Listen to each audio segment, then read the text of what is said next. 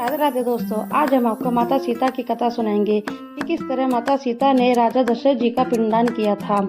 जब पिंडदान का समय आया तो राम जी और सीता जी वे वनवास काट रहे थे। तब राम जी और लक्ष्मण जी सामान लेने के लिए चले गए। तब माता सीता उनका इंतजार करने लगी, परंतु समय काफ़ी निकल रहा था। तब माता सीता जी ने सोचा कि अब तो पिताजी आ चुके हैं। तब वहाँ पे राजा दशरथ जी प्रकट हो चुके थे अपना पिंडदान लेने के लिए। तब माता सीता ने उनको पिंडदान दे दिया था।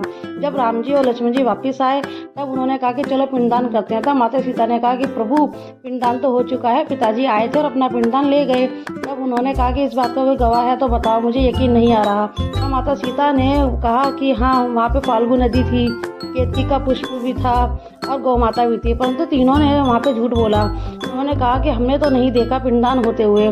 तब माता सीता को क्रोध आया। उन्होंने केतकी के पुष्प को श्राप दिया कि तुम कभी पूजा में माने नहीं रहोगे, और गाय को श्राप दिया कि तुम हमेशा झूठा ही खाओगी, और फाल्गु नदी को यह श्राप दिया कि तुम अब सूख जाओगी, तुम्हें रेती रेत होगा। अब वहाँ पे रेत में ही पिंडदान होते हैं।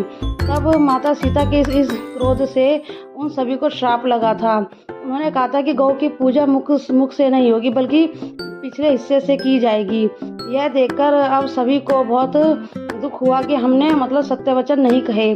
तब भगवान राम जी ने माता सीता का क्रोध शांत करवाया और कहा कि हे प्रिय, मैं जानता हूँ तुम सत्य बोल रही हो। तब वहाँ पे वट वृक्ष भी था। तब वट वृक्ष ने सत्य बोला कि हाँ, माता सीता ने राजा दशरथ जी का पिंडदान किया था। तब माता सीता प्रसन्न हुई और उन्हें वट वृक्ष को लंबी आयु का वरदान दिया कि तुम लंबी आयु जियोगे। राधे राधे।